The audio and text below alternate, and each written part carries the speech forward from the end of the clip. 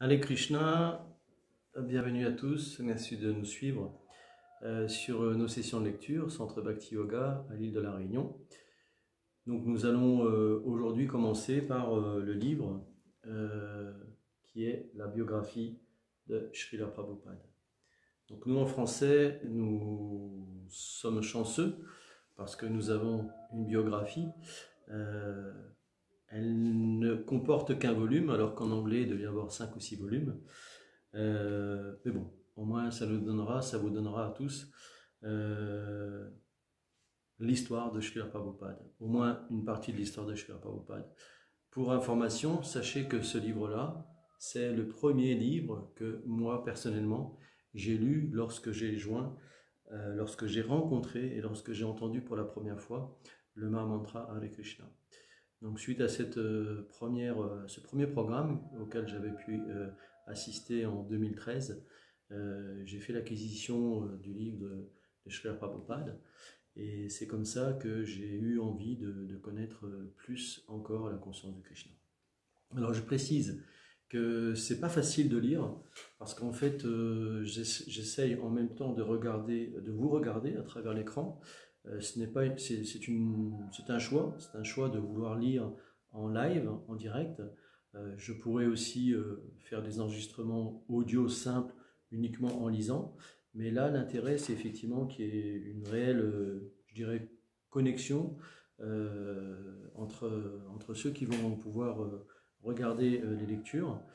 Et c'est plus simple globalement ensuite à mettre en ligne un petit peu partout. Et puis ça permet aux uns aux autres, en fonction de leurs activités, leur disponibilité, de pouvoir assister ou non aux classes, aux sessions de lecture, et ensuite de les regarder. Voilà, donc je vais commencer. Donc je remonte le livre, la biographie de Srila Prabhupada. L'homme, le sage, sa vie, son héritage. Un livre qui a été écrit par Sattvarup Das Goswami. Introduction. Sa divine grâce, A.C. Bhaktivedanta Swami, connu plus tard sous le nom de Srila Prabhupada, devint mondialement célèbre après 1965, date de son arrivée en Amérique. Il avait écrit 3 livres avant de quitter l'Inde. Il devait en écrire une 60aine dans les 12 années suivantes. Une 60aine de livres. Il n'avait qu'un disciple avant de gagner l'Occident. 12 années plus tard, il n'en avait plus de 4000. Avant son départ de l'Inde, personne n'imaginait qu'il puisse un jour réaliser son rêve de créer une association mondiale de dévots de Krishna. Il devait pourtant fonder l'Association internationale pour la conscience de Krishna, qu'il dota en quelques années de plus d'une centaine de centres. Avant de voguer vers l'Amérique, il n'avait jamais franchi les frontières de l'Inde. Or, dans les 12 années qui suivirent, il fit plusieurs fois le tour du monde pour propager la conscience de Krishna. Même si ce qu'il offrit au monde semble avoir été l'épanouissement tardif d'une œuvre spirituelle révolutionnaire, les 69 premières années de sa vie furent un prélude à cette œuvre finale. Et même si Srila Prabhupada et son enseignement semblèrent d'une nouveauté surprenante aux Occidentaux, comme un génie sorti tout droit de la lampe d'Aladin, il était en fait l'éminent ambassadeur d'une tradition culturelle qui plongeait ses racines dans un passé plusieurs fois millénaire. Donc ça, c'était l'introduction. Maintenant, on va lire le prologue. Srila Prabhupada naquit le 1er septembre 1896 à Calcutta, en Inde. Il fut prénommé Abhay Charan. Son père, Gurmohan II, était marchand de tissus. Sa mère s'appelait Rajani. À la naissance de l'enfant, les parents firent appel à un astrologue. Celui-ci dressa un horoscope qui les combla de joie. Il y apparaissait une prédiction singulière, selon laquelle, parvenu à l'âge de 70 ans, Abhay Charan II traverserait l'océan, deviendrait un grand maître spirituel, répandrait le savoir védique et fonderait 108 temples. La maison familiale, au numéro 151 de la rue Harrison, était située dans la partie indienne du quartier nord de Calcutta. Gurmohan appartenait à l'aristocratie marchande, donc Gurmohan c'est son père, des Suvarnavanik. Il était lié à la riche famille Moulik, qui faisait depuis des centaines d'années le commerce de l'or et du sel avec les Anglais. Les Moulik étaient originellement membres de la famille de, dont le lignage remonte à Gautama, un sage de l'Antiquité.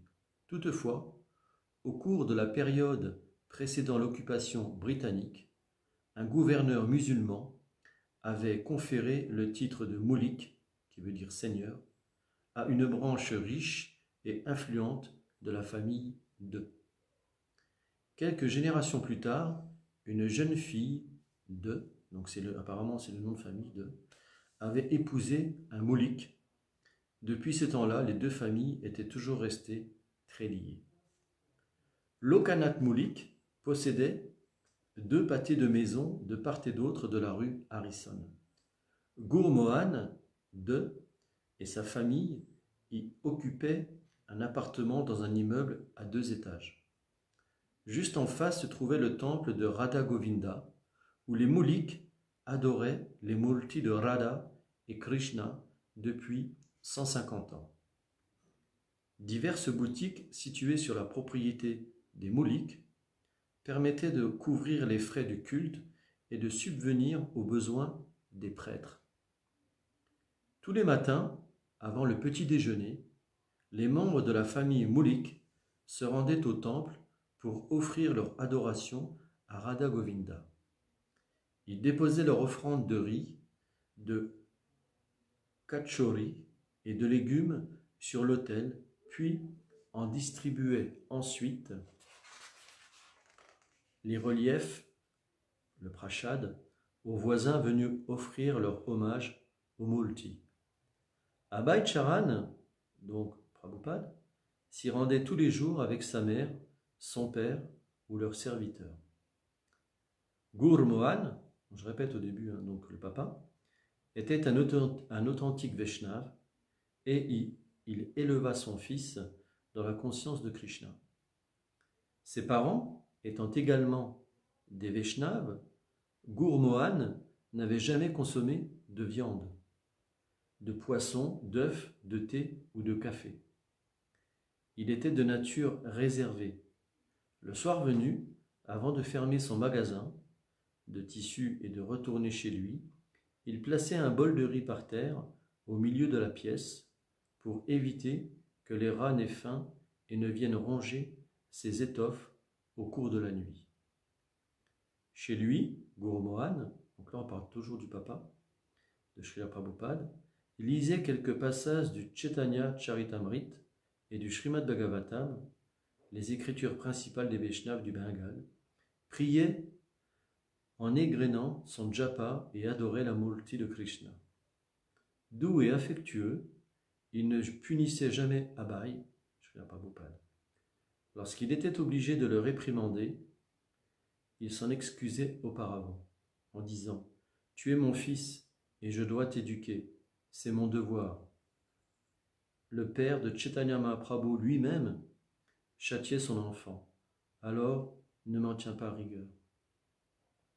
Le souvenir du culte empreint de dévotion que son père rendait à Krishna demeura à jamais gravé dans la mémoire de Prabhupada. En rentrant du magasin tard le soir, Gurmohan célébrait fidèlement l'office devant l'autel familial.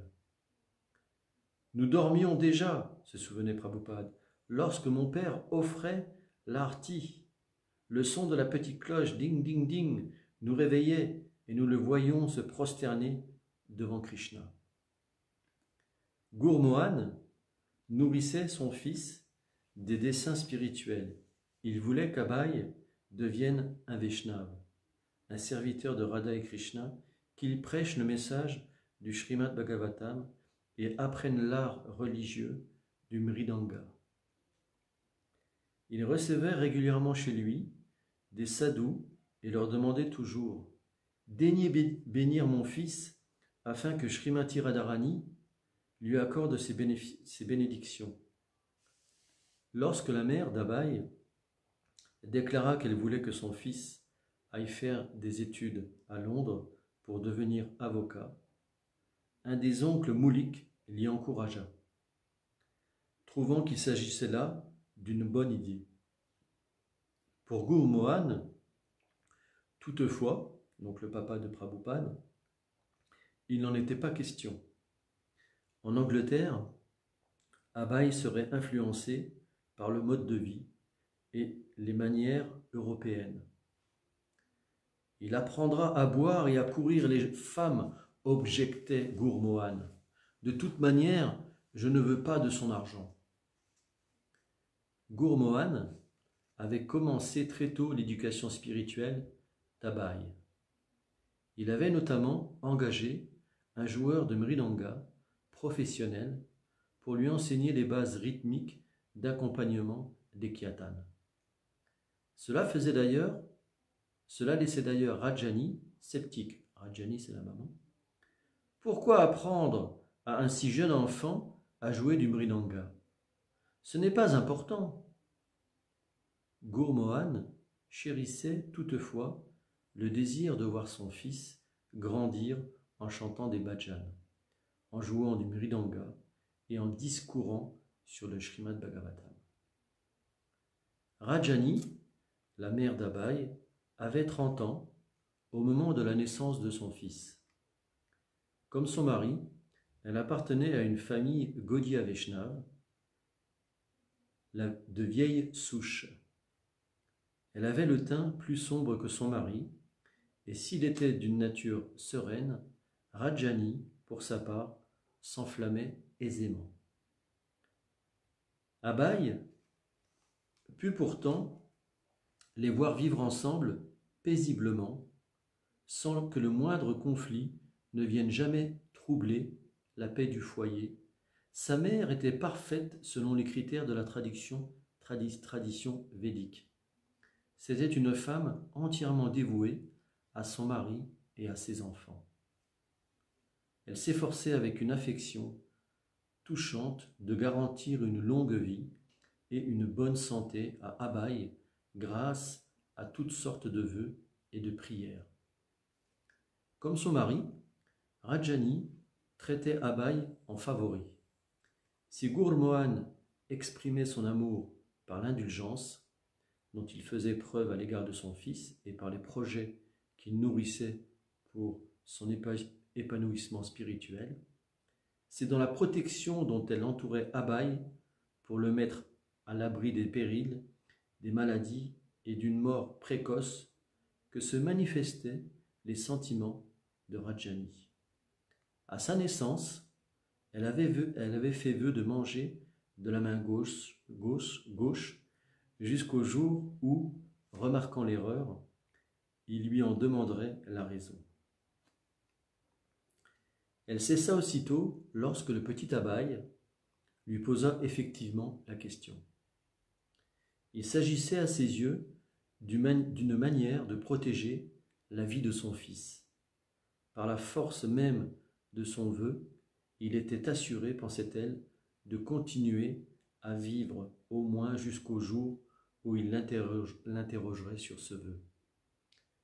Rajani emmenait souvent Abhay au bord du Gange pour le baigner dans ses eaux.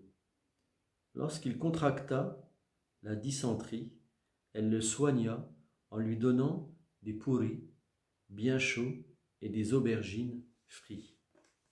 Quand Abaye tombait malade, il refusait avec obstination les médicaments, mais sa mère était aussi déterminée lorsqu'il était têtu et elle l'obligeait à les avaler. Lorsque le jeune Abaye se mit à refuser d'aller à l'école, son père se montra indulgent, mais Rajani tint bon et alla même jusqu'à employer quelqu'un pour l'y conduire.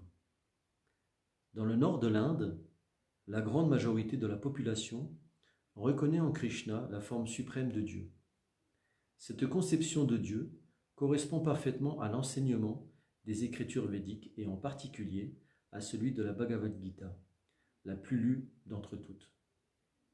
Il est bien naturel, par conséquent, qu'Abaye ait été imprégné de la conscience de Krishna dès sa naissance, d'autant plus que son père était un homme particulièrement religieux. Plus tard, Prabhupada parlera toujours de son père comme d'un pur dévot de Krishna. Gurmohan, son père, avait coutume d'emmener son fils dans le temple voisin, le Radha Govinda Mandir, avant même qu'il ne soit en âge de marcher. Prabhupada évoqua plus tard ce souvenir. Enfant, j'offrais des prières à Radha Govinda depuis le perron du temple. Je restais là pendant des heures. La Multi était si belle, avec ses yeux immenses, allongés vers les tempes.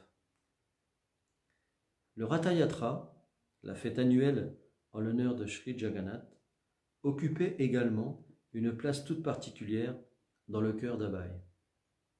Le Ratha-yatra, le plus grandiose de Calcutta, était celui qu'organisaient les mouliks, 3 chars portant séparément les multis de Jagannath, Balaram et Subhadra, défilaient le long de la rue Harrison sur une petite distance, puis retournaient au temple Radha Govinda. Ce jour-là, les prêtres régalaient libéralement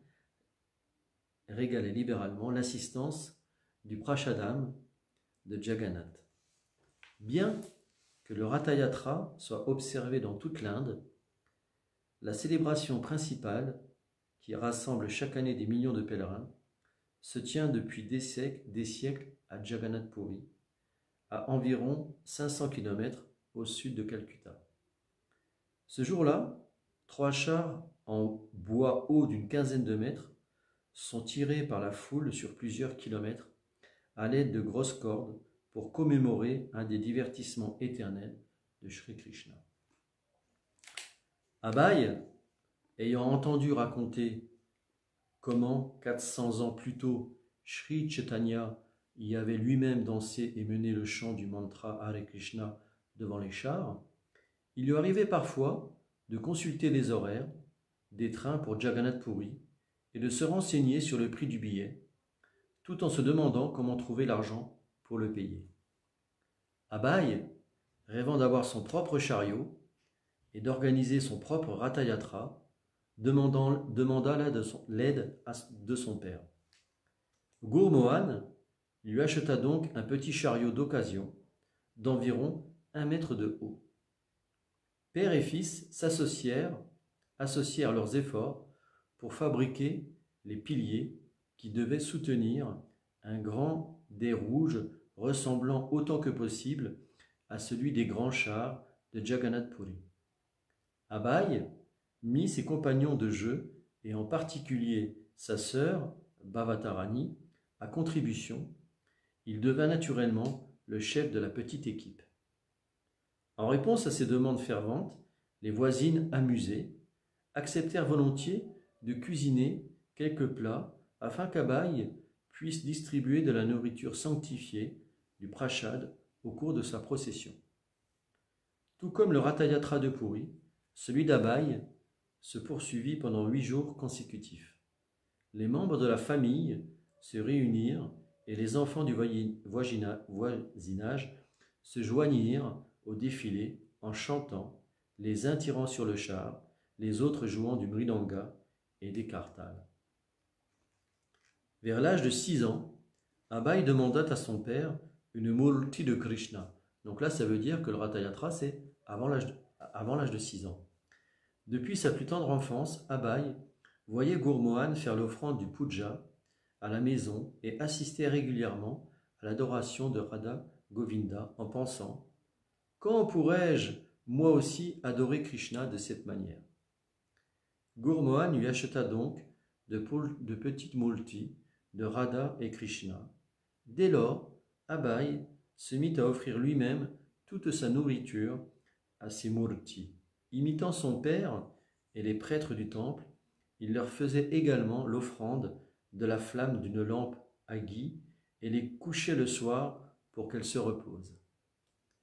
Lorsque Srila Prabhupada introduisit le Ratayatra aux États-Unis et qu'il installa les premières multis de Radha et Krishna dans les temples de l'Aïseka, de l'ISKCON, à la fin des années 1960, il déclara avoir appris tout cela de son père. Le seul élément essentiel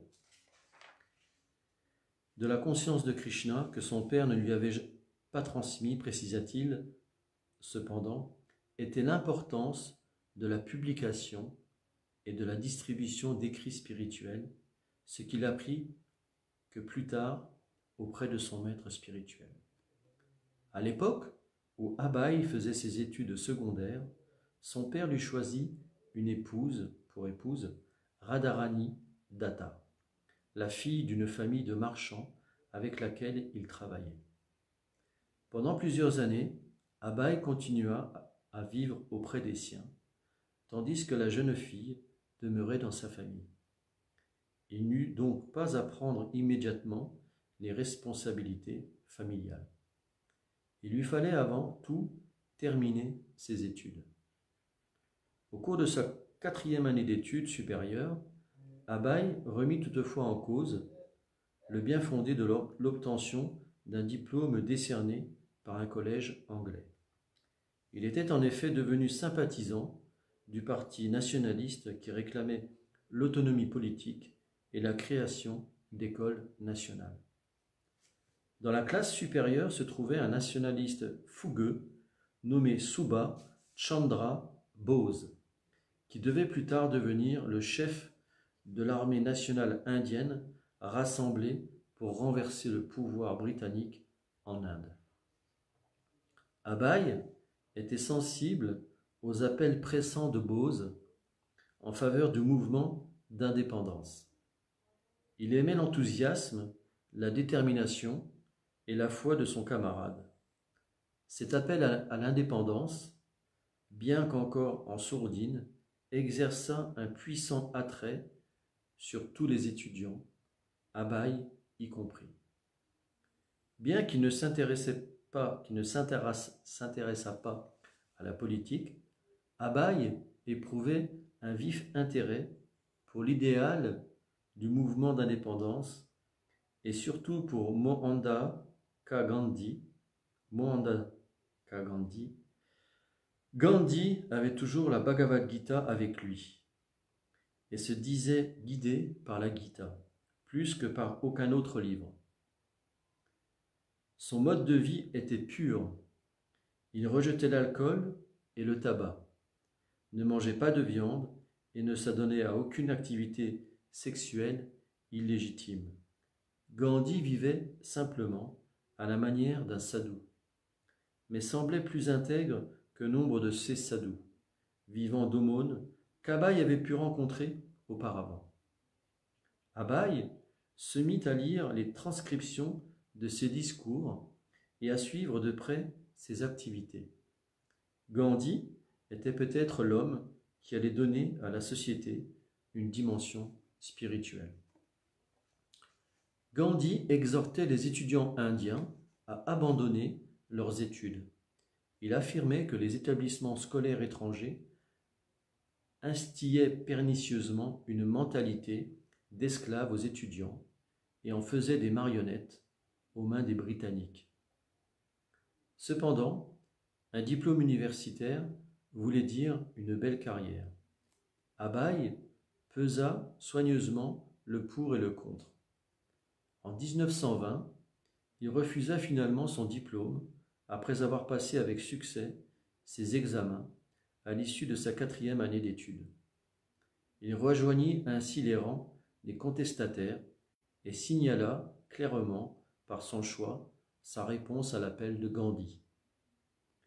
À la suite du massacre de Jallianwala Bagh, au cours duquel des soldats britanniques ouvrirent froidement le feu sur des centaines d'Indiens désarmés rassemblés pour participer à une réunion pacifique, Gandhi proclama la non-coopération totale et le boycott de tout ce qui touchait de près ou de loin aux Anglais.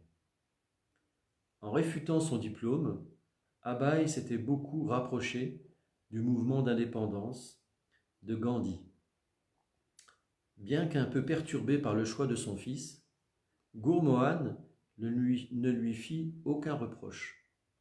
Pour lui, l'avenir d'Abhay comptait davantage que le destin de la politique indienne. Il s'arrangea donc pour lui trouver un emploi par l'intermédiaire d'un ami de la famille, le docteur Kartik Chandra Bose. Chirurgien de renom, le docteur Bose dirigeait également une usine de produits pharmaceutiques, le laboratoire Bose de Calcutta. Il accepta volontiers d'y offrir à Abhay un poste de responsabilité. Tout au long de sa vie, Prabhupada devait souvent évoquer avec émotion sa première rencontre avec son maître spirituel, Srila Bhaktisiddhanta Sarasvati Thakur, en 1922.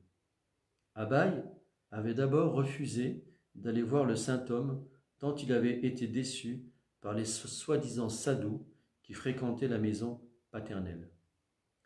Mais, cédant aux instances d'un ami, il se rendit finalement avec lui au temple de la Gaudiya Math à Calcutta. Là, ils furent conduits sur le toit en terrasse où se trouvait Srila Bhaktisiddhanta. À peine les deux jeunes gens s'étaient-ils prosternés devant le maître et s'apprêtaient-ils à s'asseoir que celui-ci leur dit, sans aucune parole d'introduction, « Vous êtes des jeunes gens instruits. Pourquoi n'allez-vous pas prêcher le message de Sri Chaitanya dans le monde entier ?» Abhay fut stupéfait d'entendre le sadhu leur demander de but en blanc de prêcher sa mission. Très impressionné par Bhaktisiddhanta Sarasvati, il voulut le mettre à l'épreuve par une série de questions. Abhay était vêtu des habits de khadi blanc qui étaient alors le signe distinctif des partisans de Gandhi. Or, ceux-ci militaient en faveur de l'émancipation politique de l'Inde. Abhay demanda donc, mais qui écoutera l'enseignement de Sri Chaitanya? Notre pays est sous la domination anglaise. L'Inde doit d'abord obtenir l'indépendance. Comment répandre la culture indienne tant que nous ne sommes pas indépendants? Srila Bhaktisiddhanta répondit que la conscience de Krishna n'avait pas besoin d'attendre un éventuel changement dans la vie politique indienne et qu'elle ne dépendait en aucune façon du type de gouvernement au pouvoir. La conscience de Krishna était à ce point essentielle qu'elle ne pouvait attendre. Abhay fut frappé par son audace. L'Inde entière était en proie à de violents troubles qui semblaient lui donner raison. De nombreuses personnalités, politiques et religieuses du Bengale, et Gandhi lui-même, des hommes instruits et ouverts à la spiritualité, auraient pu poser la même question à Srila Bhaktisiddhanta pour mettre à l'épreuve le bien fondé de son point de vue. Srila Bhaktisiddhanta soutenait que tous les gouvernements sont temporaires, tandis que la conscience de Krishna constitue la réalité éternelle et l'âme spirituelle, l'identité véritable de l'être. Se fondant sur l'enseignement des écritures védiques et de tous les maîtres spirituels, il affirmait qu'aucun système politique de création humaine ne peut aider l'humanité. Pour apporter une aide véritable à l'humanité, disait-il, il faut dépasser les préoccupations matérielles et aider les hommes à préparer leur existence future, à rétablir leur relation éternelle avec Dieu. Abaye était convaincu qu'il avait en face de lui un véritable spiritualiste. Il écouta attentivement ce qu'il disait et se laissa peu à peu convaincre. Srila Bhaktisiddhanta Sarasvati cita les versets sanskrits de la Bhagavad Gita, dans lesquels Krishna déclare que l'on doit s'abandonner entièrement à lui, Dieu, la personne suprême, et renoncer à tout autre devoir religieux. Abaye n'avait jamais oublié ni Sri Krishna, ni les enseignements qu'il donne dans la Bhagavad Gita, et sa famille avait toujours voué un culte à Sri Chaitanya Mahaprabhu, mais jamais auparavant il n'avait entendu une telle présentation de la philosophie Vaishnava. Abaye s'estima vaincu lors de cette discussion philosophique, mais il fut heureux de cette défaite. Après 2 heures d'entretien, les jeunes gens prirent congé et redescendirent dans la rue. Abaye avait été très frappé d'entendre présenter la recherche de l'indépendance comme une cause incomplète et temporaire. Il se sentait désormais moins nationaliste et davantage enclin à suivre Srila Bhaktisiddhanta Sarasvati. Il songea également qu'il eût mieux valu pour lui ne pas être marié. Srila Bhaktisiddhanta Sarasvati, cet homme extraordinaire, lui demandait de prêcher. S'il avait été libre, il aurait pu commencer immédiatement, mais abandonner sa famille eût été injuste. Abaye dit alors à son ami, « Ce saint homme est merveilleux. Le message de Sri Chaitanya ne peut se trouver entre de meilleures mains. » Srila Prabhupada se souviendra plus tard qu'il décida ce soir-là de considérer Srila Bhaktisiddhanta Sarasvati comme son maître spirituel. Pas de façon officielle, ajoutait-il, mais dans mon cœur, j'ai réalisé que je venais de rencontrer un saint. Après cette première rencontre avec Srila Bhaktisiddhanta Sarasvati, Abaye commença à fréquenter régulièrement les dévots de la Gaudiya Math, qui lui donnèrent des livres à étudier et lui racontèrent la vie de leur maître spirituel. Srila Bhaktisiddhanta Sarasvati était le fils de Bhaktivinoda Thakur, un autre grand saint, Vaishnava, appartenant à la filiation spirituelle issue de Sri Chaitanya. Avant Bhaktivinoda, les enseignements de Sri Chaitanya avaient été obscurcis par de pseudomètres qui, tout en se réclamant de lui, déviaient de façon flagrante de son enseignement véritable. Cela avait jeté le discrédit sur le vaishnavisme en général. Bhaktivinoda Thakur, un magistrat de grande renommée, parvint à rétablir la respectabilité du vaishnavisme par ses nombreux écrits et grâce à sa propre position sociale. Il répandit l'idée que les enseignements de Sri Chaitanya constituent la plus haute forme de théisme et qu'ils ne concernent pas qu'un mouvement, une religion ou une nation particulière, mais s'adressent à tous les hommes. Il prédit qu'un jour viendrait où les enseignements de Sri Chaitanya seraient propagés dans le monde entier et attendait ce jour avec impatience. Srila Bhaktisiddhanta Sarasvati transmettait l'essence de l'enseignement de Sri Chaitanya, Krishna est Dieu, la personne suprême, et le chant de son saint nom doit être recommandé plus que toute autre pratique religieuse. Au cours des âges précédents, d'autres méthodes ont donné à l'homme la possibilité d'entrer en contact avec Dieu, mais depuis la venue de l'âge de Kali, seul le chant du Mahamantra Hare Krishna permet d'y parvenir. Se fondant sur l'autorité des Écritures telles que le le Brahmana Radhya Purana et les Upanishads, Bhaktivinoda Thakur et Bhaktisiddhanta Sarasvati avaient souligné l'importance du Mahamantra Hare Krishna, Krishna Krishna, Hare Hare, Hare Rama, Rama Rama, Hare Hare.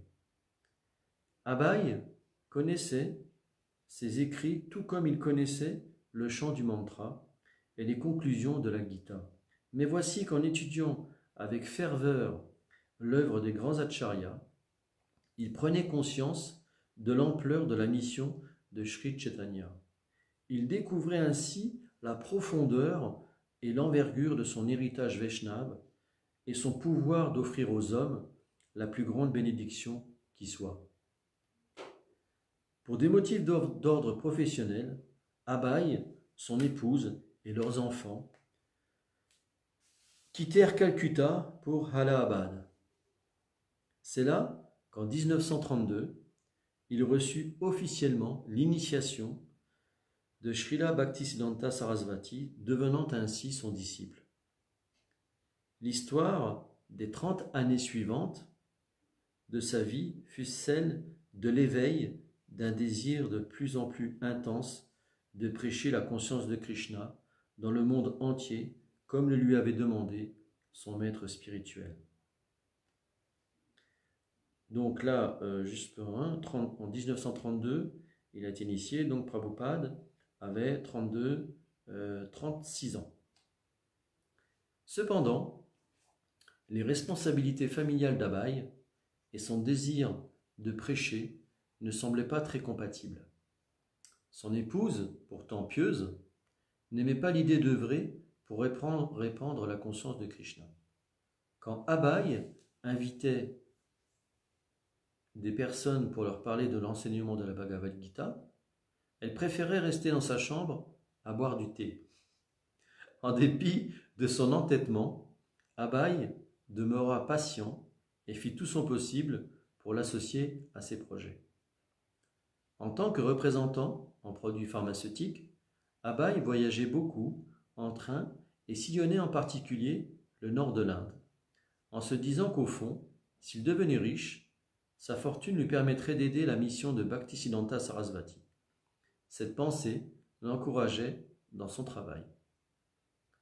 Se trouvant dans l'impossibilité de voyager avec son maître spirituel ou de le voir régulièrement, Abhay cherchait autant que possible à faire coïncider ses voyages d'affaires à Calcutta avec les séjours qui faisait Srila Bhaktisiddhanta. Il réussit ainsi à le rencontrer une douzaine de fois au cours des 4 années qui suivirent. Srila Bhaktisiddhanta Sarasvati était si impressionnant que ses disciples eux-mêmes craignaient parfois de l'approcher, mais il traitait toujours Abhay avec bienveillance. Je parlais parfois un peu librement avec lui, se remémorait plus tard Srila Prabhupada, et cela me valait des critiques de mes frères en Dieu, qui citaient le dicton « Les sots se précipitent là où les anges hésitent à s'aventurer ». Je me disais alors « Sot, peut-être, mais je suis fait ainsi. Mon gourou Maharaj me traitait toujours avec beaucoup de bonté. » En 1935, à l'occasion du 62e anniversaire de Srila Bhaktisiddhanta Sarasvati, Abhay lut un poème et un discours philosophique devant ses frères spirituels à Bombay. Ceux-ci les apprécièrent beaucoup et les publièrent dans la revue de la Gaudiya Math, de Harmoniste. Le rédacteur en chef du journal donna à Abhay le surnom de Kavi, poète érudit. Abhay considéra cette première publication couronnée de gloire lorsqu'elle parvint à Bhaktisiddhanta Sarasvati et que celui-ci prit plaisir à lire le poème. Une des strophes en particulier lui plut tant qu'il la montra à tous ceux qui venaient lui rendre visite. Voici une partie de la lettre. Sensible est l'absolu, vous l'avez démontré. Désastreux l'impersonnalisme, vous l'avez repoussé. En quelques lignes, Abhay avait réussi à saisir l'essence même de l'apostolat de son maître spirituel contre les philosophies impersonnalistes. Srila Bhaktisiddhanta y vit le signe qu'Abhay comprenait profondément les pensées de son gourou, Deva. L'essai d'Abhay plut aussi à Bhaktisiddhanta Sarasvati. Il le montra à ses disciples les plus proches et demanda au rédacteur en chef du journal de Harmoniste de publier d'emblée tout ce qu'Abhay rédigerait à l'avenir. Une des rencontres les plus importantes entre Abhay et son maître spirituel eut lieu à Vrindavan en 1932. Abhay n'était alors plus à nouveau venu. Il était un disciple à part entière, totalement voué au service de Krishna, dans la limite de ses obligations familiales. Vous voyez, juste une petite commentaire. Voilà, Srila Prabhupada, en 1932, donc il a 36 ans, il est investi totalement dans la conscience de Krishna, dans la limite de ses contraintes familiales. D'accord ? C'est-à-dire de ses obligations familiales. Donc c'est important, nous aussi, dans nos vies de Grihastha, de bien comprendre que nous avons effectivement des obligations familiales, mais aussi dans tout le temps qui nous reste, on peut se dévouer totalement à Krishna. Un jour, tandis qu'ils marchaient ensemble au bord du lac de Radhakund en compagnie de quelques autres disciples, Srila Bhaktisiddhanta lui confia qu'il y avait eu des dissensions parmi ses disciples à Calcutta et que cela l'affligeait beaucoup. Les dévots s'étaient querellés à propos de l'attribution des locaux du siège social de la Gaudiya Math à Calcutta. S'ils étaient d'ores et déjà divisés du vivant de leur maître spirituel, à quoi fallait-il s'attendre lors de son départ de ce monde? Abhay n'était pas du tout impliqué dans ces conflits et ne connaissait rien des détails de l'affaire. Pourtant, à ces paroles de son maître spirituel, une peine profonde envahit son cœur. Très préoccupé, Srila Bhaktisiddhanta dit à Abhay, il va y avoir le feu. Un jour viendrait où la Gaudiya Math de Calcutta verrait naître et grandir le feu dévastateur des luttes intestines. Abhay écoutait et ne savait que répondre. Autant retirer le marbre des murs, ajouta Bhaktisiddhanta Sarasvati, le vendre et pouvoir ainsi imprimer des livres, c'est ce qu'il y aurait de mieux à faire. C'est alors que Srila Bhaktisiddhanta Sarasvati dit à Abhay, « Je voulais imprimer des livres. Si jamais un jour tu as de l'argent, imprime des livres. » Debout sur les rives du Radhakund, scrutant le visage de son maître spirituel, Abhay s'imprégna de ces paroles. « Si un jour tu as de l'argent, imprime des livres. » Srila Bhaktisiddhanta quitta ce monde en décembre 1936. Un mois plus tôt, Abhay lui avait adressé une lettre dans laquelle il disait qu'en tant que Grihastha, il n'arrivait pas à le servir pleinement. Il souhaitait savoir comment il pourrait se rendre plus utile. La réponse lui parvient 2 semaines plus tard.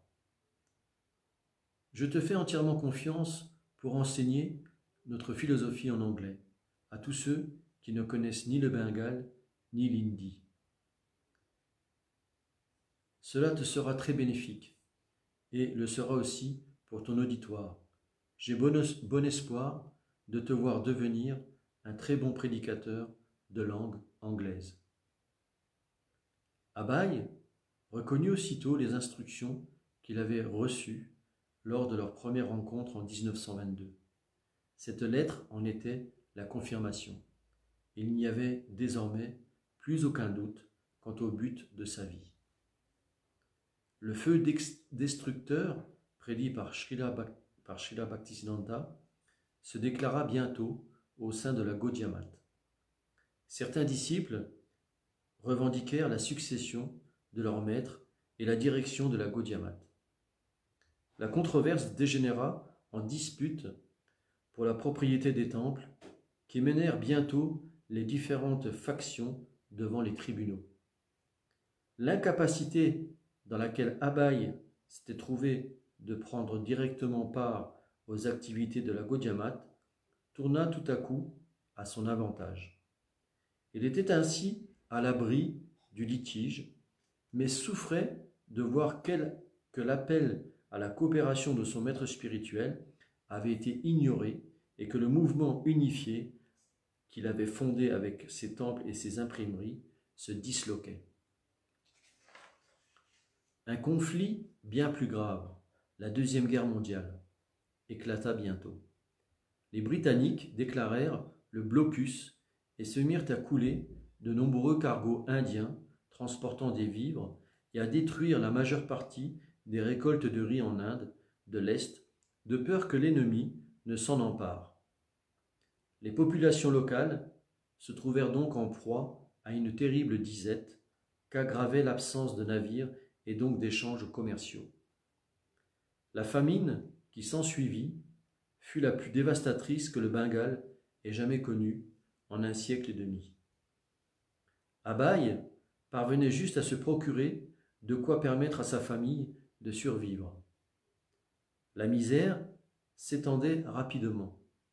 Au fil des mois, les trottoirs et les terrains vagues étaient envahis par une foule croissante d'indigents qui cuisaient leur maigre pitance sur des fourneaux improvisés et passaient la nuit à la belle étoile ou à l'abri des arbres. Abai vit des enfants affamés fouiller avidement dans les poubelles pour chercher un peu de nourriture. De là à se battre avec les chiens pour le partage des ordures, il n'y avait qu'un pas, qui fut vite franchi.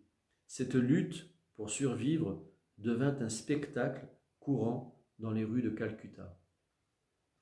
Abai comprenait cette misère grâce à l'enseignement qu'il avait reçu de Srila Bhaktisiddhanta. La nature telle que Dieu l'a conçue permet de pourvoir amplement à tous les besoins de l'humanité.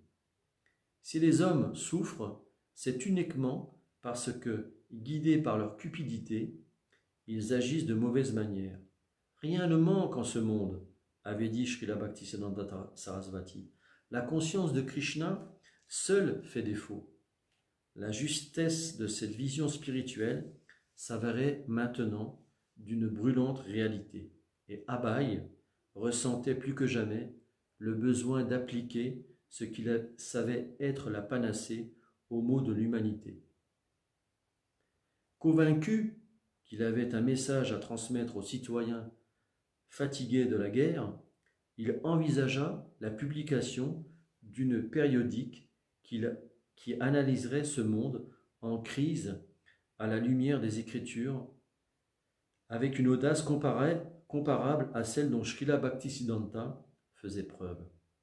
Les idées ne lui manquaient pas, et il avait déjà mis de l'argent de côté pour réaliser ce projet. C'est dans sa chambre, à Calcutta, qu'Abai conçut, rédigea, corrigea et dactylographia lui-même les articles de sa revue. Il lui donna le titre de Back to God Aid, de retour vers Dieu, revue fondée et éditée par M. Abai Charan à la demande de sa divine grâce, Sri Srimad Bhaktisiddhanta Sarasvati Goswami Prabhupada. Lorsqu'il voulait acheter du papier, Abai se heurtait constamment aux restrictions imposées par le gouvernement du fait de la guerre. Seul parmi des millions, sans argent ni soutien, mais convaincu de l'importance de son message, il poursuivait ses efforts avec une foi totale en son gourou et en Krishna. Il publia ainsi le premier numéro de sa revue en pleine guerre, au milieu des bombes et des hécatombes, parce que ce journal répond à un besoin pressant. D'importants bouleversements politiques marquèrent l'histoire de l'Inde dans les années 1940. En 1947, l'Inde obtint l'indépendance, si longtemps convoitée. Pourtant, l'allégresse générale, bientôt noyée dans la terreur et le sang, fut de courte durée. La scission entre l'Inde proprement dite et le Pakistan se solda par des centaines de milliers de morts. Comme Prabhupada devait plus tard s'en souvenir, nous avons assisté en 1947 à des combats opposant musulmans et hindous. Ils se battaient violemment et étaient nombreux à trouver la mort. Il devenait alors impossible de distinguer les musulmans des hindous. Les corps étaient empilés et les services municipaux les évacuaient. Abai ne croyait guère aux promesses de paix, pas plus qu'il ne pensait que l'indépendance de l'Inde soit une véritable solution. À moins de prendre conscience de Dieu, quel changement les dirigeants pouvaient-ils espérer réaliser? Dans un article intitulé Les pourparlers Gandhi-Jinnah, qu'il publia dans son journal, Abai écrivit « Les combats se poursuivront entre hindous et musulmans, entre chrétiens et entre bouddhistes, jusqu'au jour de l'annihilation. En d'autres termes, tant que les hommes se laisseront guider par leur penchant égoïste et leur soif de plaisir matériel, ils continueront inéluctablement à se battre. Il ne pourra être question d'unité véritable que lorsque les hommes développeront leur compréhension spirituelle et serviront ensemble l'être suprême. Abai continua à écrire même lorsqu'il ne fut plus en mesure de réunir les fonds nécessaires pour publier régulièrement son magazine. Tout en faisant d'ambitieux projets littéraires, dont un commentaire de la Bhagavad Gita, il continuait à prêcher le message de Sri Krishna par lettres. Il écrivait à des dirigeants et des notables de sa connaissance, ainsi qu'à des personnalités dont les déclarations ou l'action avaient retenu son attention. Se présentant comme un humble serviteur, Abai leur faisait part de ses idées sur la façon de puiser dans la culture indienne originelle centrée sur Dieu, Krishna, les solutions aux problèmes du moment. Certains membres du gouvernement ou leurs secrétaires lui répondaient parfois, mais la plupart de ses lettres restaient sans suite. Il était inévitable qu'Abai pense un jour à diriger Mohandas Gandhi vers le service de dévotion. Une vie d'ascétisme, de courage, de vertu et d'altruisme conférait à Gandhi un ascendant remarquable sur les masses indiennes. Abai, s'étant rallié à sa cause dans sa jeunesse, avait en outre gardé pour lui une sympathie particulière.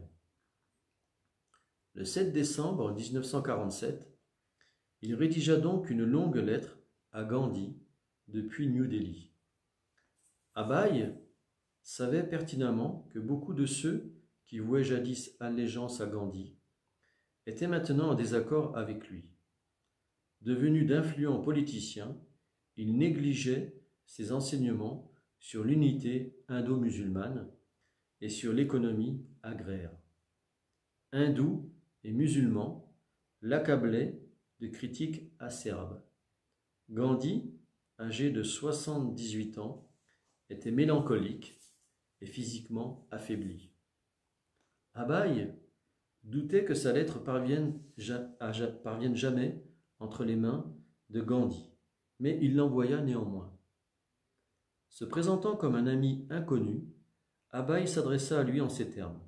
« En ami sincère, je vous demande de renoncer immédiatement à la vie de politique, si vous ne voulez pas connaître une mort déshonorante. » Tout en reconnaissant la gloire et le prestige de Gandhi, Abai l'avertissait qu'il ne serait en quelque sorte qu'une illusion s'il ne se retirait pas de la scène politique pour étudier et prêcher le message de la Bhagavad Gita.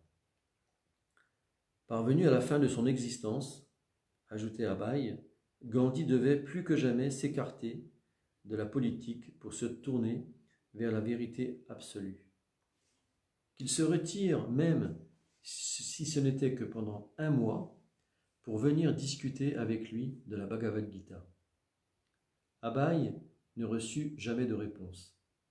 Un mois plus tard, le 30 janvier exactement, la mort frappait Gandhi, donnant soudain à la lettre d'Abai un caractère prophétique.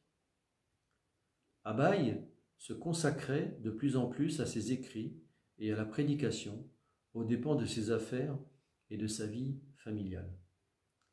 Un verset énoncé par Krishna dans le Srimad Bhagavatam lui parut bien décrire la situation. « Lorsque je me montre particulièrement miséricordieux envers quelqu'un, je lui enlève petit à petit tous ses biens matériels. Pitoyable et démuni de tout, il est alors rejeté par ses amis et par ses proches. De sorte que Krishna est le seul recours qui lui reste. Lorsque son entreprise à Allahabad fit faillite, Abai tenta d'ouvrir une autre usine, cette fois-ci à Lucknow. Malgré des débuts prometteurs, l'affaire périclita et dut être liquidée. Ayant installé sa femme et ses enfants dans un appartement à Calcutta, Abai passait le plus clair de son temps loin du foyer. Il regagna Allahabad, mais consacra de moins en moins d'énergie à la diffusion de ses produits pharmaceutiques. La prédication l'intéressait davantage. Un patient de l'hôpital de Jhansi lui proposa de donner une conférence au Gita Mandir. Abai accepta volontiers l'invitation. Le public, composé de jeunes étudiants en médecine et de membres du corps médical, montra de l'intérêt pour son exposé. L'appréciation de l'auditoire resta cependant sociale et culturelle. Habitués à entendre les nombreux orateurs qu'ils conviaient pour animer leurs rencontres, ils n'eurent jamais l'intention d'encourager Abai à établir un centre permanent à Jhansi. Abai était cependant très entreprenant et il croyait en l'avenir. Laissant son fils prendre soin de son entreprise d'Allahabad, il entreprit de créer un mouvement spirituel à Jhansi. À 56 ans, il lui tardait de réaliser la mission que son maître spirituel lui avait confiée. Le monde entier, Monsieur Mitra, dit-il un jour à l'un des habitants de Jhansi, est dans l'attente, là c'est Srila Prabhupada qui parle, d'une révolution spirituelle. Les rivalités internes ayant ruiné la Gaudiya Math, fondée par son gourou Maharaj, Abai voulait créer lui-même un mouvement d'envergure internationale. Avec l'aide d'un ou deux bénévoles, il obtint le droit d'occuper un temple abandonné et consacra tous ses efforts à la création de ce qu'il concevait comme une organisation des Nations Unies spirituelle.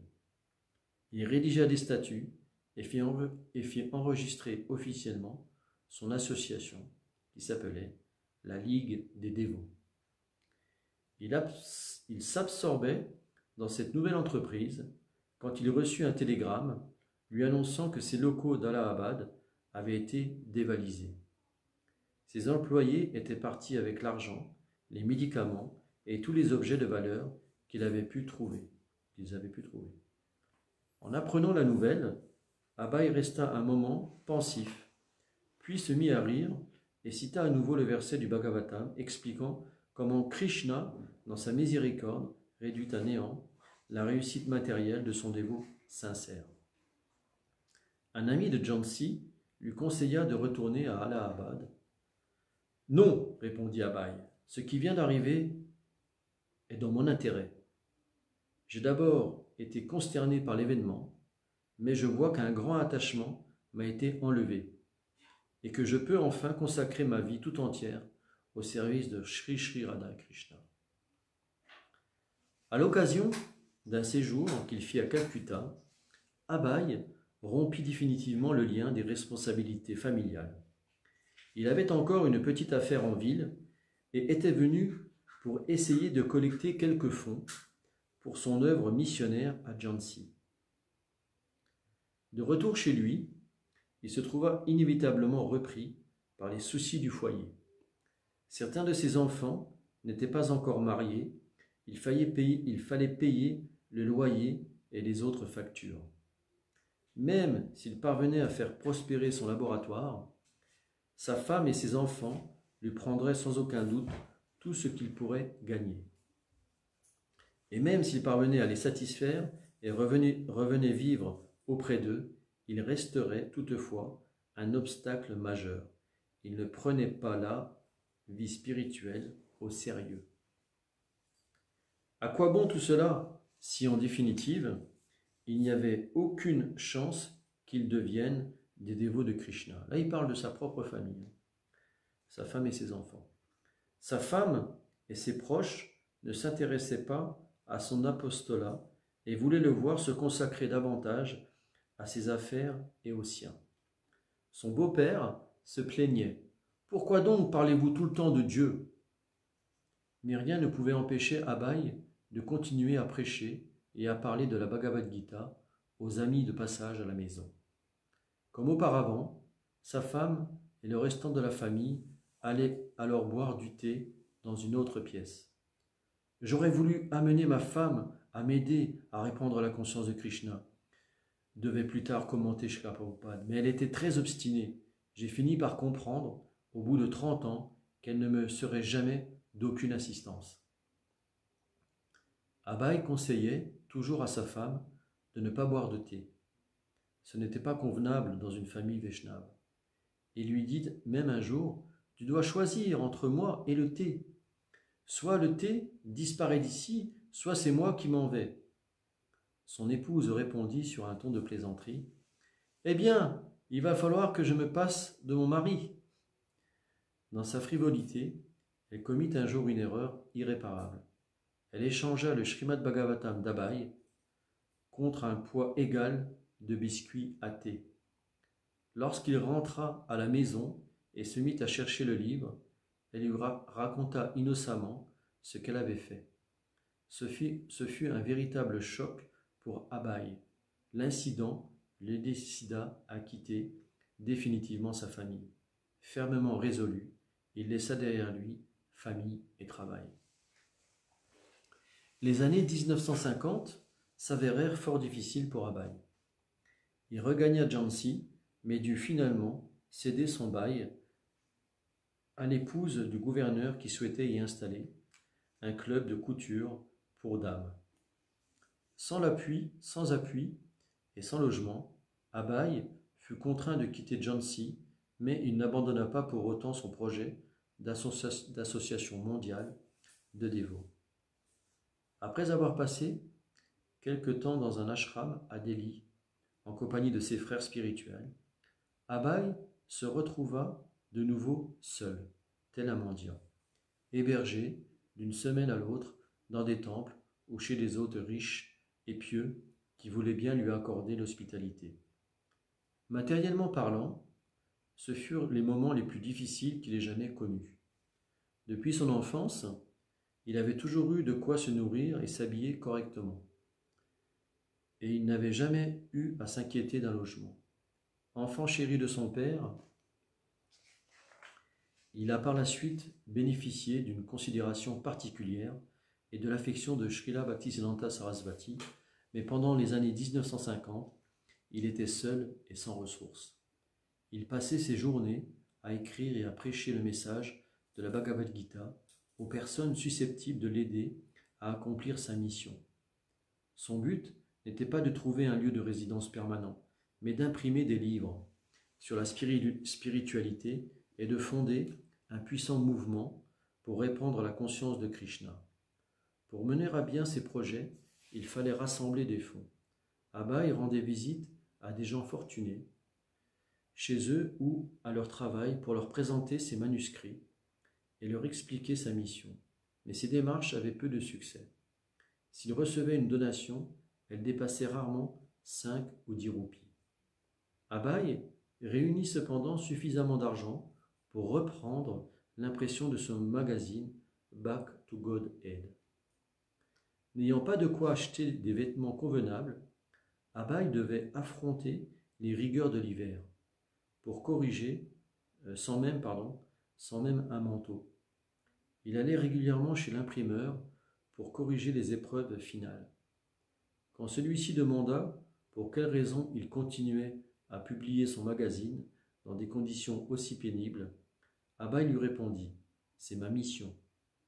Il s'arrangeait pour payer l'imprimeur par petits versements réguliers. Après être allé chercher les journaux chez l'imprimeur, il parcourait la ville pour les vendre. Il allait par exemple s'asseoir à une table dans un salon de thé et demandait aux personnes qui prenaient place à côté de lui de bien vouloir acheter un numéro de Back to God Aid. Dans ses articles et ses éditoriaux, Abai faisait la critique du matérialisme et de l'athéisme et de la civilisation moderne en utilisant souvent des exemples personnels. En réponse à la réticence parfois polie, parfois revêche, des personnes à qui il s'adressait, Abai écrivit un article intitulé « Par le temps, la maladie chronique de l'homme d'aujourd'hui ». Ah non, c'est pas ça. Excusez-moi. Pas le temps, pas le temps, pas le temps. Les gens, ils disent tout le temps « j'ai pas le temps ». Donc voilà ce qu'il disait Srila Prabhupada. Pas le temps, c'est la maladie chronique de l'homme d'aujourd'hui. Malgré son extrême pauvreté et l'urgence de son message, jamais ses écrits ne devinrent acerbes, agressifs ou fanatiques.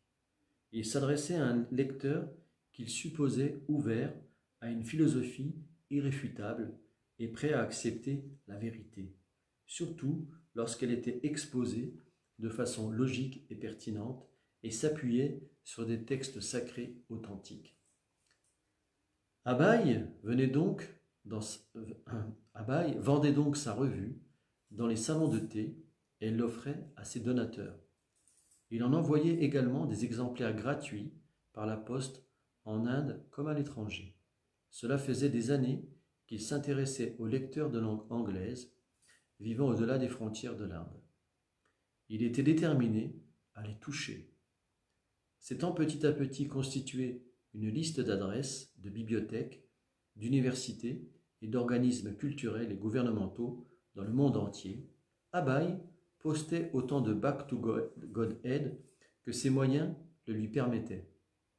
Il envoyait simultanément à ses lecteurs occidentaux une lettre disant qu'il devrait se montrer encore plus réceptif à son message que ne l'étaient ses compatriotes.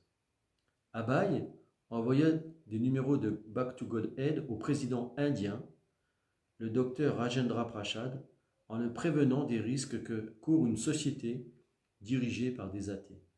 Daignez, je vous prie, préserver le peuple d'une aussi grande déchéance. Abai priait son Excellence de bien vouloir parcourir les titres de ses journaux et lui accorder une interview. « Je suis pour le moment seul et je crie dans le désert », écrivait Abai. La lettre resta sans réponse. Malgré la chaleur extrême de l'été de Delhi, Abai parcourait quotidiennement la ville pour distribuer sa revue. Il eut un jour une insolation et s'évanouit en pleine rue. C'est un ami, passant en voiture, qui le releva et le conduisit chez un médecin. Une autre fois, il fut encorné par une vache et resta longtemps étendu à terre avant d'être secouru. Dans des situations pareilles, Abai se demandait parfois pourquoi il avait quitté son foyer et ses affaires et pourquoi tout était si difficile depuis qu'il s'était abandonné à Krishna. Bien des années plus tard, ayant implanté avec succès la conscience de Krishna dans de nombreux pays, il dira, je cite, « Sur le moment, je n'arrivais pas à comprendre le pourquoi des choses. Maintenant, je comprends que ces épreuves étaient un bien. Elles étaient la miséricorde de Krishna. » Tout en poursuivant ses efforts pour publier et vendre son Back to God Aid à Delhi, Abai décida de s'établir à Vrindavan à quelques 120 km au sud de New Delhi. Les Gaudiya Vaishnavas tiennent Vrindavan pour l'endroit le plus sacré de l'univers, car c'est là que Krishna passa son enfance lors de sa venue sur Terre il y a 5000 ans. C'est également là que les principaux disciples de Sri Chaitanya se rendirent au XVIe siècle pour écrire et fonder des temples et qu'ils redécouvrirent les lieux des divertissements sublimes du Seigneur. Abhay voulait écrire dans l'atmosphère paisible et spirituelle de Vrindavan, tout en continuant à se rendre régulièrement à Delhi pour distribuer son journal. Il loua une chambre très simple et d'un loyer modeste au temple de Vamsi Gopalaj, au bord de la Yamuna, et là se pénétra de l'atmosphère unique qui règne en ce lieu sacré. Abhay ne voyait pas Vrindavan avec les yeux d'un profane. Sa dévotion pour Krishna faisait d'une simple promenade dans les rues du village ou de la rue d'une Murti de Krishna, dans l'un de ces milliers de temples, des moments de grande félicité. Donc je redis la phrase. Abhay ne voyait pas Vrindavan avec les yeux d'un profane. Sa dévotion pour Krishna faisait d'une simple promenade dans les rues du village ou de la rue d'une Murti de Krishna, dans l'un des milliers de temples, des moments de grande félicité. Du haut de sa petite chambre sous les toits, il apercevait la Yamuna qui déroulait son cours tel un long ruban miroitant sous le ciel. À l'approche du crépuscule, il savourait la douceur des brises fraîches venant de la rivière, tout en écoutant les dévots chanter les prières du soir au Keshi-Gata. Lorsqu'il entendait les cloches tinter dans les temples, Abhay laissait parfois son travail pour aller se mêler aux habitants et aux pèlerins dans les quartiers animés. Il entendait partout chanter Hare Krishna et de nombreux passants le saluaient du traditionnel Jaya Radhe ou en s'exclamant Hare Krishna. Vrindavan est la demeure de Krishna et Abhay, serviteur du Seigneur, s'y sentait comme chez lui. Naturellement, le souci de la prédication continuait d'occuper ses pensées. Il désirait partager la profonde sérénité et le divin bonheur que l'on goûte à Vrindavan. Krishna, Dieu, la personne suprême, invite toutes les âmes à venir le rejoindre dans sa demeure éternelle. Pourtant, même en Inde, bien peu nombreux étaient ceux qui entendaient son appel. Hors de l'Inde, personne ne connaissait Vrindavan et la Yamuna, et les gens ignoraient totalement la joie que l'on sent lorsqu'on se libère de ses désirs matériels. Pourquoi tous les hommes en Inde, pourquoi tous les hommes du monde ne pouvaient-ils pas goûter cela? Là se trouvait un monde de paix auquel personne ne s'intéressait, alors que tout le monde recherchait cette paix. Abhay, désireux de propager les gloires de l'éternel Vrindavan, travaillait constamment pour continuer à publier sa revue. Aller à Delhi et en revenir dans la journée devint chose difficile. Abhay prenait le premier train pour Delhi et à moins qu'un homme pieux ne lui donne refuge pour la nuit, il devait retourner à Vrindavan le soir même. Cela ne lui laissait guère de temps pour régler ses affaires à Delhi, et cela revenait cher. Abhay avait beau minimiser ses dépenses personnelles, les donations qu'il recevait couvraient à peine les frais occasionnés par la poste. Couvrait à peine les frais occasionnés par ses voyages, la publication du magazine et les envois par la poste. Après 12 éditions bimensuelles consécutives, les ressources financières d'Abhay s'épuisèrent. L'imprimeur s'excusa, mais il ne pouvait pas se permettre d'imprimer simplement par amitié pour Abhay.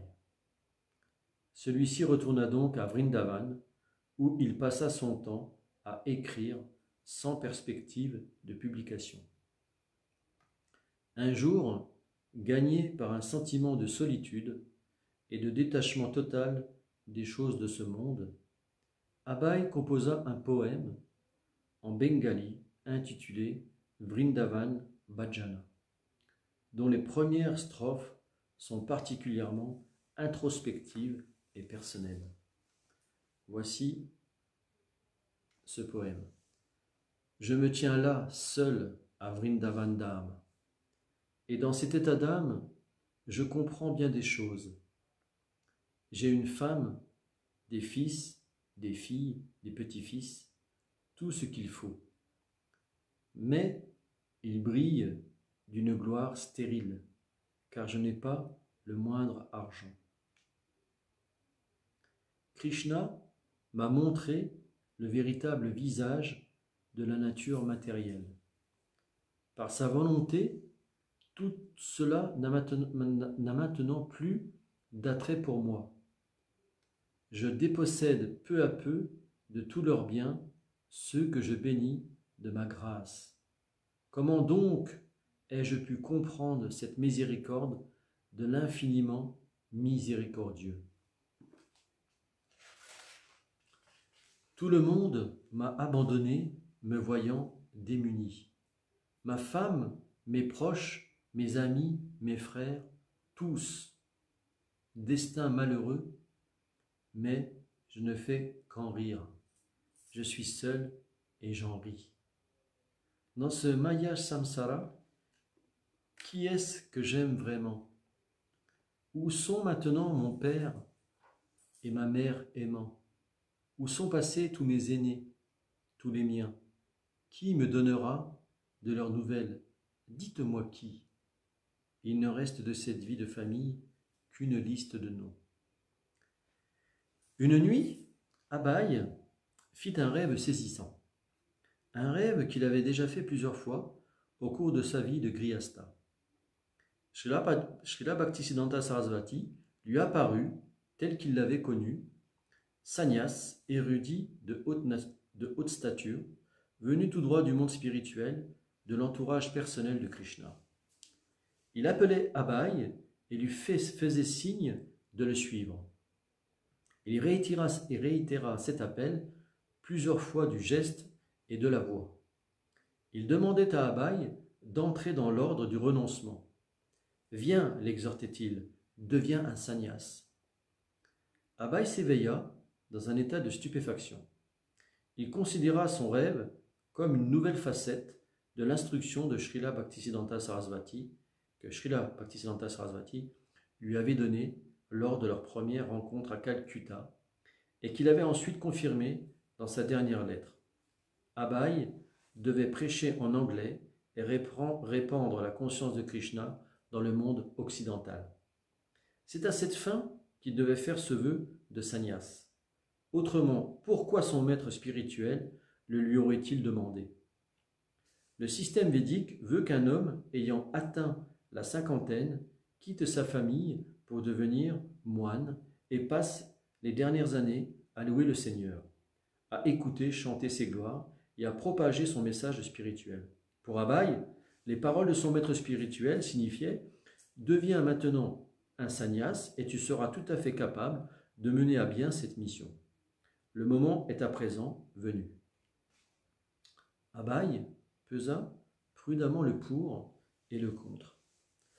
Pour un Vaishnava, faire vœu de sannyas signifie consacrer tous ses actes, ses pensées et ses paroles au service de Dieu, la personne suprême, et délaisser toute autre forme d'activité. Cela, Abhay le faisait déjà. Il lui sembla pourtant qu'entrer dans l'ordre du renoncement renforçait sa position et lui donnerait encore plus d'énergie pour accomplir l'énorme tâche qui l'attendait. Selon la norme védique et l'exemple des acharyas précédents, diriger un mouvement de prédication demande que l'on fasse vœu de sannyas. Abhay s'était tout d'abord montré réticent, mais il reconsidérait maintenant la chose. Il demanda conseil à un de ses frères spirituels, Keshava Maharaj, qui l'encouragea à faire immédiatement vœu de sannyas. Srila Prabhupada racontera plus tard: j'étais à Vrindavan en train d'écrire. Mon frère spirituel a insisté: Bhaktivedanta Prabhu, il faut que tu le fasses. Sans entrer dans l'ordre du renoncement, personne ne peut devenir un prédicateur. J'ai compris que c'était mon maître spirituel qui me parlait par sa bouche. J'ai donc finalement accepté, bien qu'à contre-cœur. La cérémonie d'initiation eut lieu et Abhay devint Abhay Charanaravinda Bhaktivedanta Swami. Son problème n'était pas résolu pour autant. Il voulait prêcher la conscience de Krishna, mais bien peu de gens étaient désireux de l'écouter. Qu'il soit un sannyas n'y changeait pas grand-chose. Une évolution se produisit toutefois. Bhaktivedanta Swami décida de publier des livres. Quand un bibliothécaire lui conseilla d'écrire des livres plutôt que des revues que l'on jette après les avoir lus, il y vit un signe de la volonté de son maître spirituel. Lorsqu'un officier de l'armée indienne, lecteur assidu de son Back to Godhead, lui fit la même remarque. Il comprit que c'était en fait Srila Bhaktisiddhanta qui avait parlé à travers ces deux hommes. Bhaktivedanta Swami se tourna vers le Srimad Bhagavatam, l'ouvrage de référence du Vaishnavisme. La Bhagavad Gita présente l'essence du savoir védique à la manière d'un ABC, tandis que le Srimad Bhagavatam est une œuvre beaucoup plus élaborée. Par ailleurs, Srila Bhaktisiddhanta Sarasvati et Bhaktivinoda Thakur avaient tous deux écrit des commentaires en bengali sur le Bhagavatam. De fait, la plupart des grands acharyas Vaishnavas du passé avaient commenté le Srimad Bhagavatam, l'écriture védique immaculée. Une traduction commentée de cet ouvrage en anglais changerait un jour le cœur des hommes du monde entier. Même si Bhaktivedanta Swami ne pouvait publier que quelques livres, sa prédication s'en trouverait mise en valeur. Il pourrait ainsi aller à l'étranger, bien plus sûr de lui que s'il arrivait les mains vides. Bhaktivedanta Swami retourna à Delhi avec ce nouvel objectif. Le quartier Chandikshok du Vieux-Delhi étant la capitale indienne de l'imprimerie et de l'industrie du papier, il décida de s'installer à proximité afin de veiller régulièrement à l'impression de ses livres. Par l'entremise d'une relation travaillant dans l'imprimerie, il rencontra le propriétaire d'un temple de Radha Krishna à Shipiwada, près du Chandikshok, qui lui offrit d'y occuper gratuitement une chambre. Bhaktivedanta Swami avait désormais le choix de travailler soit à Vrindavan, soit à Delhi. Mu par un nouvel enthousiasme, il collecta quelques dons et reprit la publication de son magazine, tout en entreprenant une traduction commentée du Srimad Bhagavatam. Il songeait à l'ampleur de la tâche qu'il entamait. Le Bhagavatam comprend 18 000 versets répartis en 12 chants, soit un total d'au moins 60 volumes. Cela demanderait au minimum 5 à 7 années de travail. Si le Seigneur me garde en vie, écrivit-il, j'achèverai cette œuvre conformément à la volonté de Srila Bhaktisiddhanta Sarasvati. Entrer dans l'ordre du sannyas, traduire, publier le Srimad Bhagavatam et prêcher en Occident, tout était intimement lié. Imprimer des livres lui paraissait plus que jamais une nécessité. S'il voulait prêcher, il lui fallait absolument des livres. À plus forte raison s'il devait aller en Occident. Les Occidentaux avaient des millions de livres, mais rien d'approchant, rien qui puisse combler le vide spirituel de leur vie. Il ne voulait pas seulement écrire ses livres, il désirait également les porter lui-même jusqu'en Occident, les y faire connaître et apprendre aux gens grâce à ses enseignements et par son propre exemple comment éveiller en eux un amour pur pour Dieu. Bhaktivedanta Swami était connu pour la prédication en anglais, mais il savait que son usage de cette langue comportait beaucoup d'imperfections. Il n'avait cependant malheureusement personne pour les corriger. Ces lacunes techniques ne pouvaient toutefois l'empêcher de publier le Srimad Bhagavatam. L'urgence était trop grande. En cas d'incendie, écrivit-il, les habitants de la maison en flammes vont aussitôt demander de l'aide à leurs voisins.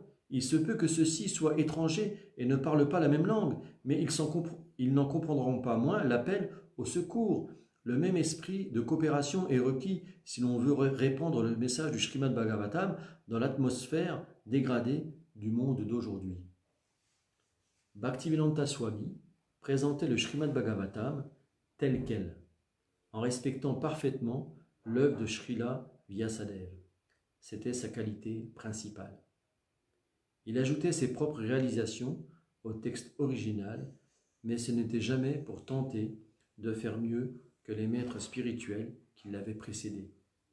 Sa présentation était strictement conforme à la tradition de la Parampara, ce qui est d'une importance primordiale. Il savait que s'il ne respectait pas les enseignements transmis par la filiation spirituelle, son commentaire du Srimad Bhagavatam n'aurait pas la moindre valeur. Dans la pièce qu'il occupait, au temple de Shipiwada, il tapait à la machine jour et nuit, à la lumière de la petite lampe pendue au plafond. Il était assis sur une natte, sa machine à écrire posée devant lui sur une malle. Les pages s'empilaient, il les maintenait en place avec des pierres. Manger et dormir devenaient ses activités secondaires. Il était entièrement convaincu que le Srimad Bhagavatam sauverait l'humanité de son égarement. Chaque mot qu'il traduisait, chaque commentaire qu'il rédigeait était le fruit d'une concentration minutieuse, mais il était cependant pressé par le temps. À Vrindavan, Bhaktivedanta Swami changea de résidence et s'installa dans le temple de Radha Damodar. Il pouvait désormais, sans avoir à se déplacer, apercevoir la partie de l'autel où trônait la Murti de Krishna en marbre noir. Vrindavan Chandra, c'est le nom de la Murti, qu'adorait 400 ans plus tôt Krishnadas Kaviraj. Il était encore mieux installé que lorsqu'il se trouvait au temple de Vamsi Gopalaji, puisqu'il vivait dans le temple de Jiva Goswami, un des personnages aussi exceptionnels que Rupa, Sanatan, Raghunath et Jiva Goswami se réunissaient pour partager le prasad, chanter ensemble les gloires de Dieu et s'entretenir des activités divines de Krishna et de Sri Chaitanya.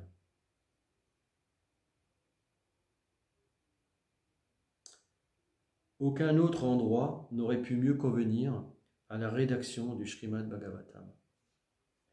Lorsqu'il se trouvait dans son petit appartement au temple de Radha Damodar, Bhaktivedanta Swami préparait lui-même ses repas. En prenant son prashad, il apercevait à travers le grillage de sa fenêtre le samadhi de Rupa Goswami.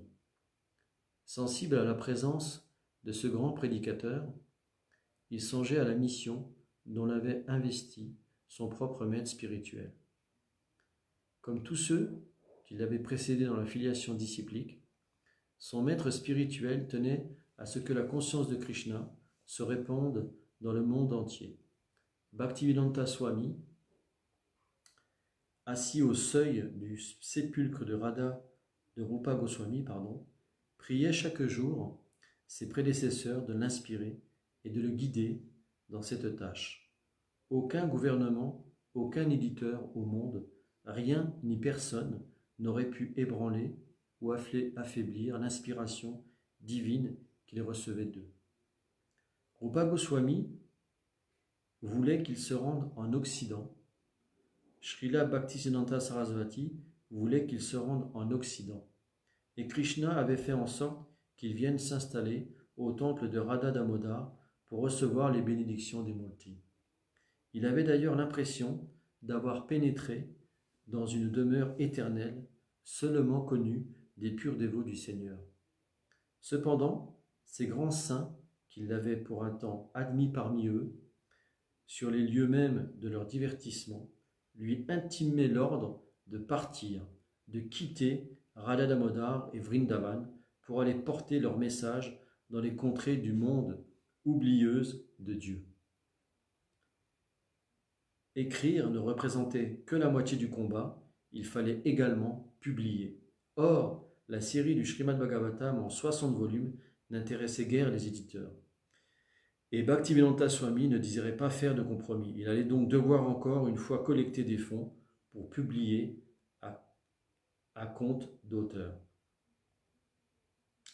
Voilà, nous allons arrêter pour ce soir. Nous avons lu 35 pages du livre de Srila Prabhupada, de sa biographie. Nous continuerons demain. Je vous dis donc merci à tous d'avoir suivi cette première session. Hare Krishna. Bon courage à tous dans ces moments de confinement. Faites surtout bien attention à vous. Et je vous donne donc rendez-vous à la prochaine session de lecture, je pense demain soir vers 18h. Encore merci d'avoir suivi cette lecture du Centre Bhakti Yoga, première session du livre de la biographie de Srila Prabhupada en français. Hare Krishna à tous et portez-vous bien.